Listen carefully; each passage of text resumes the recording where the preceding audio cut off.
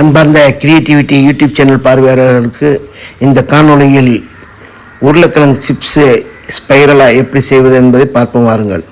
ஒரு பெரிய உருளைக்கிழங்கு எடுத்து நன்காக தோலை சீவி விட்டு இப்பொழுது பார்ப்பது போன்று நறுக்கி கொள்ளுங்கள். நறுக்கிவிட்டு இந்த பெரிய பீஸு 2 பீஸை எடுத்து விட்டு பெரிய 2 குச்சியை எடுத்து நெடுக்காக இப்படி கட் பண்ணுவது போன்று சிறிது சிறிதாக கட் பண்ணி வைத்து கொள்ளுங்கள்.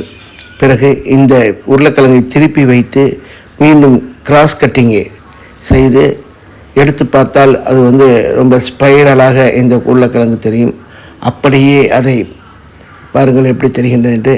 அப்படியே அது அந்த குச்சியில் ஸ்பைரலாக கொஞ்சம் வளைத்து அதை திணித்து இதில் போட்டால் பார்ப்பதற்கு ரொம்ப அற்புதமாக இருக்கும்.